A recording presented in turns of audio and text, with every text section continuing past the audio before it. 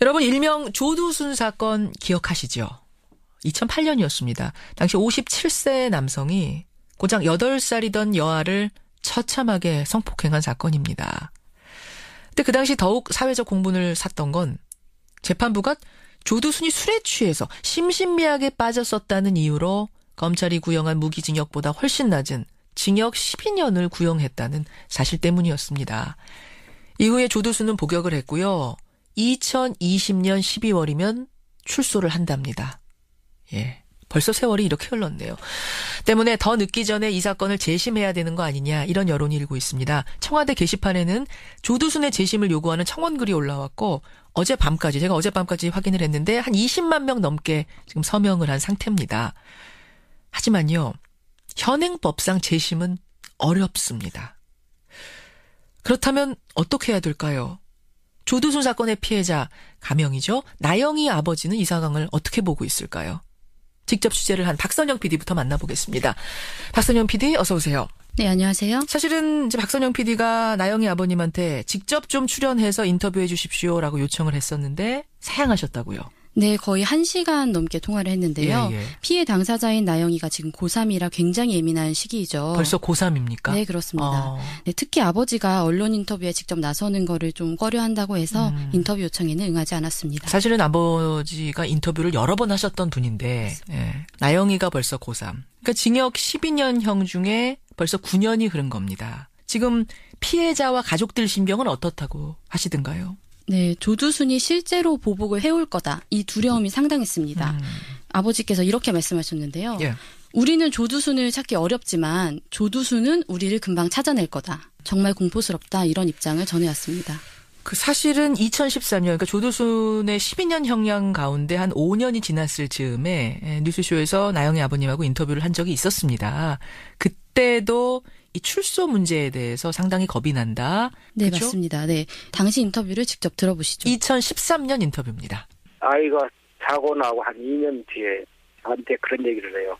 앞으로 10년 있으면은 나쁜 아저씨가 이 세상에 나올 텐데 그때 내가 유명해지면은 나를 찾아내기 쉬우니까 나 공부 안 하겠다 이렇게 충격을 받았어요. 그래서 이제 용감하게 살자. 공부 열심히 하면 더 똑똑한 사람이 되면은 무서울 게 뭐 있겠느냐. 그렇죠. 아이로서는 두렵지 않겠습니까? 물론이죠.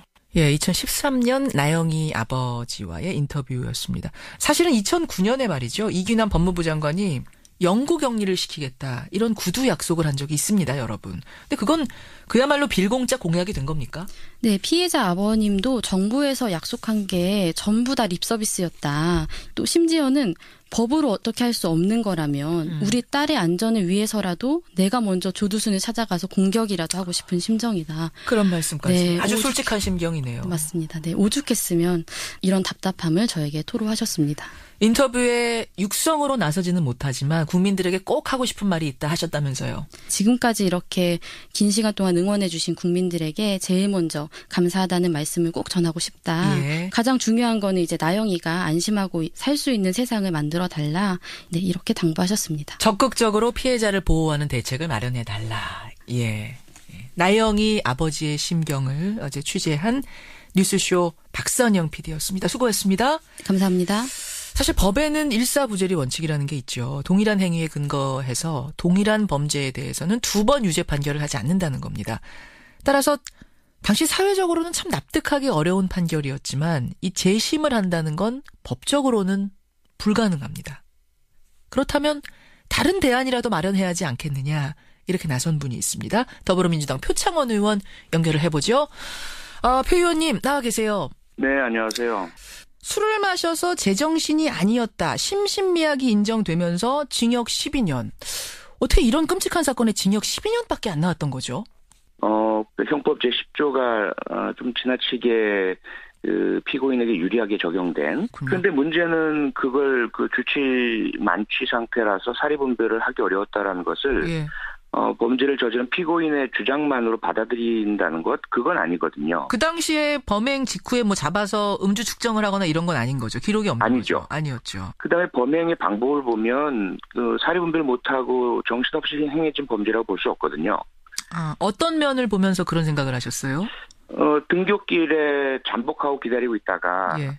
다른 사람에게 이상하게 눈에 띄지 않는 방법으로 근처에 있는 빌딩으로 데려갔거든요. 예, 예. 그리고 나서 행해진 그 범행, 그 범행 자체의 잔혹성만 보면 이게 제정신 가진 인간이 할 수 있나라는 의문을 가질 수는 있지만 예.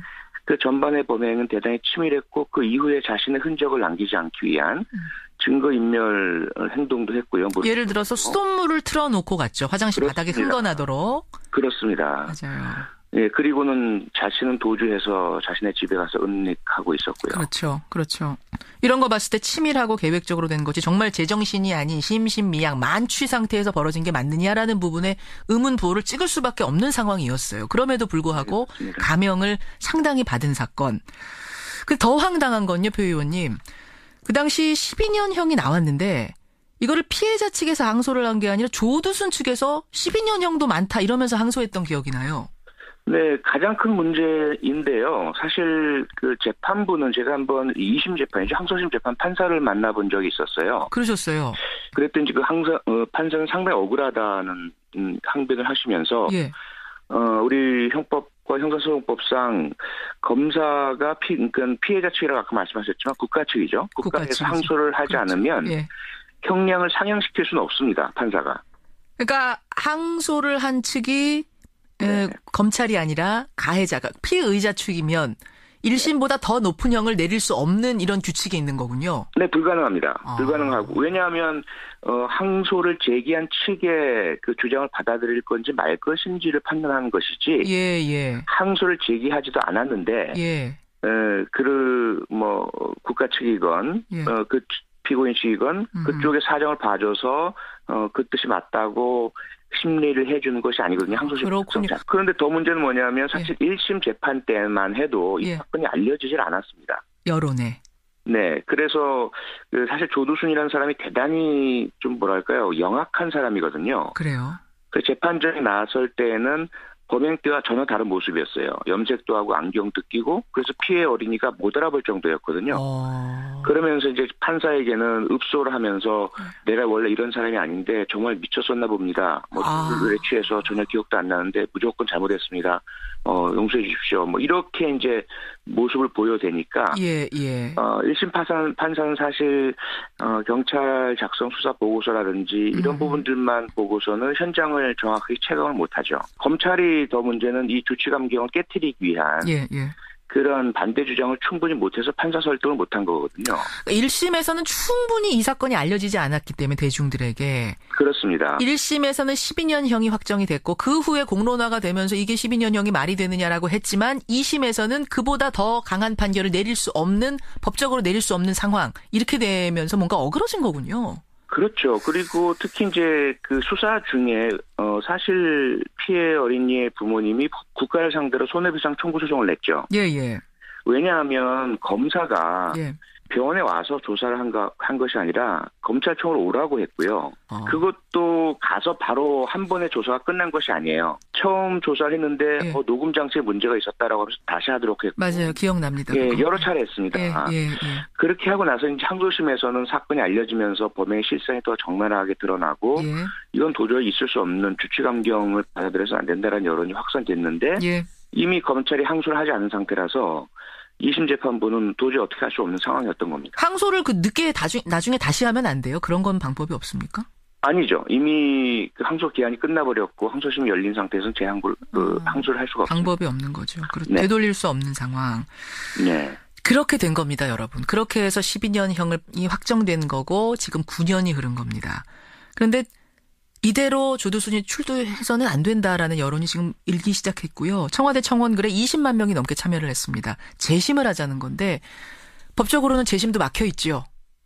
불가능합니다. 불가능이죠. 네, 원천적으로 불가능하고 헌법적으로 불가능합니다. 여러분들 중에는 재심 있었던 적 있지 않느냐 역사에서 보면 라고 하실지 모르지만 그런 경우는 무죄가 확실한데 억울한 옥살이를 한 피의자 그런 경우에 한해서 아주 이례적으로 재심 판결이 있었던 거지 그 외에는 불가능한 거죠. 네, 유죄 판결을 받은 그 범죄자죠. 예, 예. 그가 억울하다는 개인의 인권을 회복하기 위해서 예. 재판에 대해서 다시 한번 심리를 해달라. 특히 그 당시 재판에서 밝혀지지 않았던 새로운 증거가 나타났다든지, 예. 새로운 목격자가 나타났다는 전제 조건이 있어야만 재심이 가능하고요. 예. 무죄 판결을 받았는데 다시 유죄로 하겠다. 국가가 원하는 재심은 불가능합니다. 그건 불가능합니다. 피해자가 나 지금 유죄로 옥살이하고 있는데 사실 무죄다라는 게 확실한 증거를 가지고 오면 그때 재심이 가능한 거라 이 경우는 해당이 안 됩니다. 네, 그렇습니다. 그러면 표 의원님, 이 3년밖에 안 남았고 피해자가 이렇게 떨고 있고 어떤 대안이 가능할까요? 유일한 대안은 보완 처분입니다. 보완 처분이 뭐죠? 처벌은요. 형사처벌은 과거에 행해진 범죄에 대해서 벌을 내리는 것이죠. 예. 교도소 수감이라든지. 그런데 그렇죠. 보완 처분은 미래에 발생할 수 있는 위험을 막기 위해서 내려지는 행정적인 제재입니다. 지금 우리가 흔히 알고 있는 것은 전자발찌를 찬다든지 또는 신상 공개를 한다든지 화학적 거세를 한다든지 이런 것들이잖아요. 그렇죠. 그중에 일부도 전자발찌 부착도 조두순에겐 부과가 되어 있긴 한데요. 문제는 전자발찌만 찬다고 해서 행동에 대한 제재를 할 수는 없는 거죠. 그렇죠. 어디에 있는지만 알 수 있을 뿐이거든요. 그렇죠. 그래서 지금 대단히 불안해하고 계신 거고요. 저희가 공부를 하고 있는 건데 이 보완 처분에 대해서 새로운 입법적인 조치만 대안만 마련된다면 거주지를 제한한다든지 또는 보호 관찰 아주 타이트한 1:1 보호 관찰관의 관찰과 지도가 가능해진다든지. 근데 조두순 같은 경우에는 이미 판결이 끝난 상황인데 소급해서 적용이 가능할까요? 소급이 아닌 거죠. 아닌 겁니까? 네. 그러니까 이제 지금 우리는 이 성폭력 범죄 처벌에 관한 법률 등의 보완 처분을 내릴 때에 범죄 이후 그 재판을 받을 때에 내리도록 하고 있습니다. 그렇죠. 근데 원래 보완 처분 취지에는 사실 맞지 않는 거예요. 그건 오히려 형벌을 많이 주고 싶은데 형벌을 많이 못 주니까 부가해서 이러한 추가 처분을 하겠어라는 그런 모습이잖아요. 오히려 그것이 이제 이중 처벌의 위험이 있는 거죠. 그게 아니고 보완 처분은 미래를 향해서 잠재적 피해자를 보호하기 위해서 행해지는 보호 조치이기 때문에 출소 전에 이루어져야 합니다. 근데 지금 법상은 그렇게 안 되는 거 아니에요? 안 되죠. 그래서 제가 지금 면밀한 법적 검토를 하고 있고요. 조두순법이라고 불려질 수 있는 미래에 행해질 수 있는 위험을 막기 위해서 또 그 잠재적 피해자를 보호하기 위해서 내려지는 처분이기 때문에 입법만 된다면 막을 수가 있습니다. 3년 안에 조두순 출두하기 전에 이게만 입법돼서 통과가 되면 조두순부터 적용이 가능하다는 말씀이군요. 그렇습니다. 알겠습니다. 여러분의 의견들 보내주십시오. 표창원 의원님 고맙습니다. 네, 고맙습니다. 더불어민주당 표창원 의원이었습니다.